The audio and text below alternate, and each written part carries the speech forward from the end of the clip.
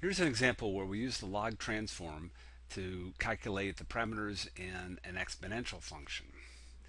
In this example, these data here are x and y, and they're plotted right here. So the data decrease with increasing x, and this looks like what we would expect a negative exponential function to look like. So we can do the log transform by taking the log of both sides, and when we do that, we get the transform is this the first step. So we have the natural log of both sides, but we get the natural log of e is equal to 1, and so we get that the transform of the exponential function is this: natural log of y equals natural log of a plus b times x. So this is the equation for a line if we plot natural log of y as a function of x.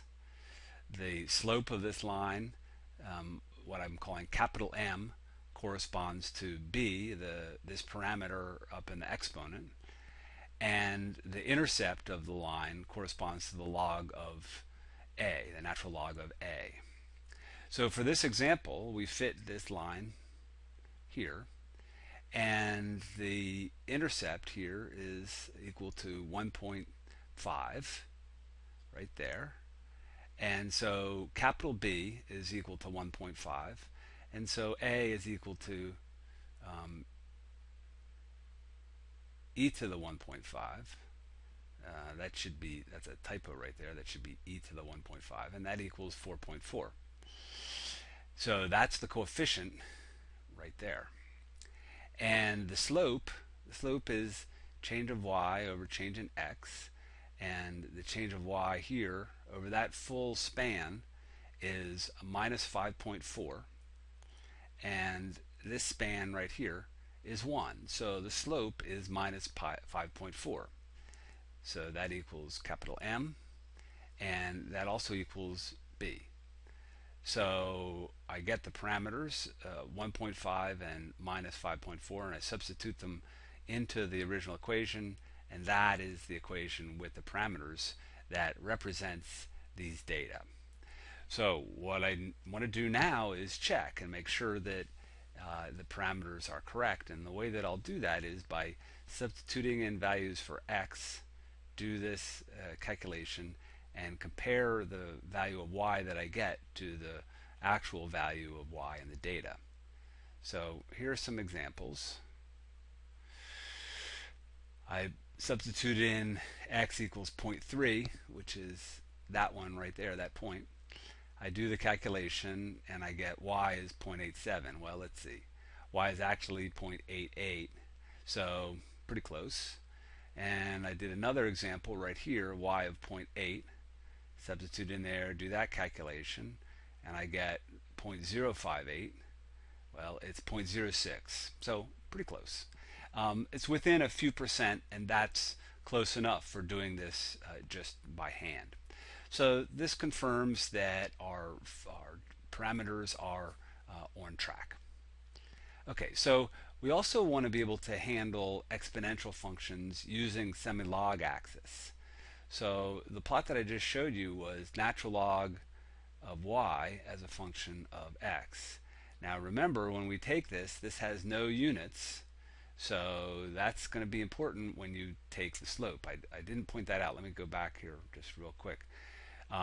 When I took the slope here, I just used these units, but this has no units, and so these are just in units of log cycles.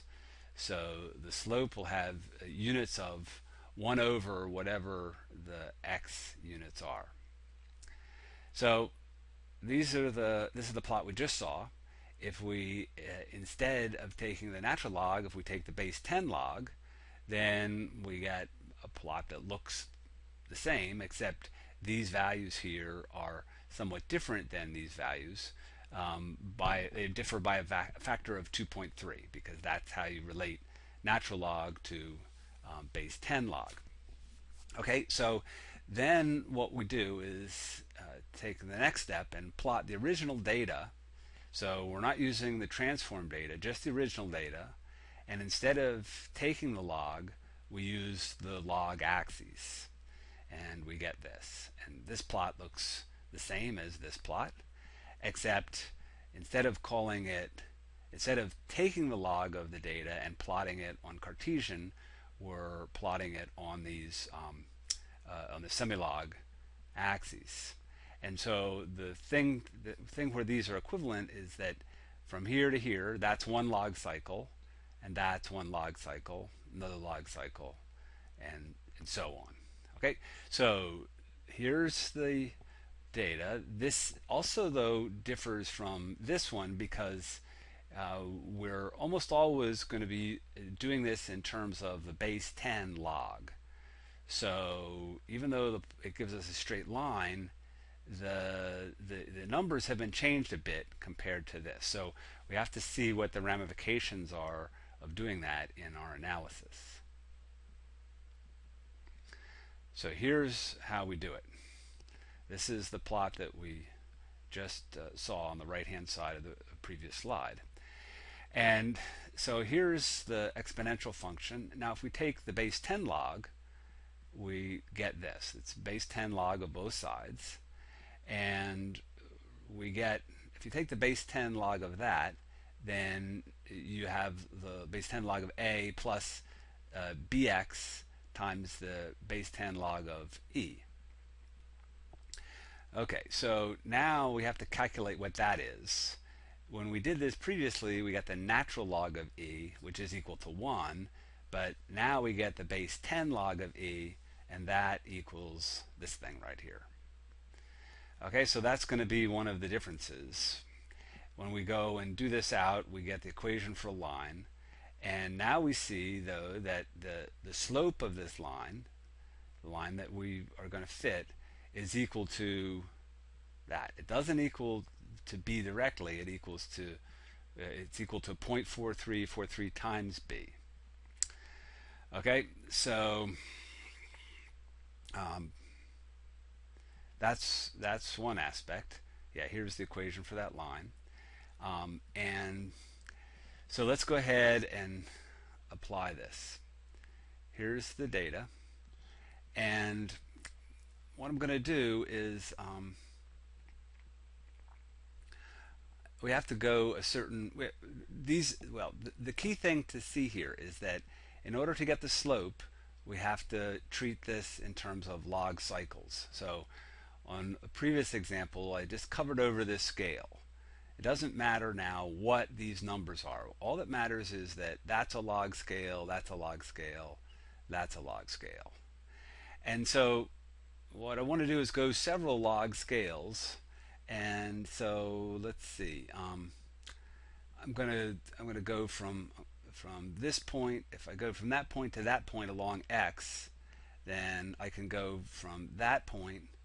That's equal 0.02, and that's 2. So from there to there is 2 log cycles. And so I go 2 log cycles in y, and from there to there in x, and that looks like about 0.86. So from there to there is 0.86, from there to there is 2. So the slope is, change of y is 2 log cycles over change of x is 0.6 days. Okay, so the x-axis hasn't been transformed, the y-axis has been transformed, so we have to use units of log cycles, and we have to use dimensions of log cycles, and it has no units. So the slope is 2 over 0.86, which equals that value, and the units are 1 over days. Okay, so that's the slope, but because we're taking because this is a base 10 axis, in order to get b, we have to take the slope times 2.305, which is the inverse of 0.4343. So b is going to be equal to this. We multiply it out and we get 5.3. Okay, so that's B. A, in this case, what we can do is just extrapolate out, go back to x equals 0, and that x equals 0, in this case, we can simply read off the value of A. So there's 2, 3, 4, and change, and so A is equal to 4.1 kilograms. All right, so we can rationalize that if our function is this guy at x equals 0, then y is simply equal to A. So that's what we're doing. We're setting x equals 0, and we can just read the value right off. And the reason we can do this is because we have access to the actual data right here on this scale. Okay, so we get A of 4.1 and B of 5.3 per day. And here's the, we have to remember that this has units as well. So the units of A is gonna, it will have the same units as Y. So 4.1 kilograms.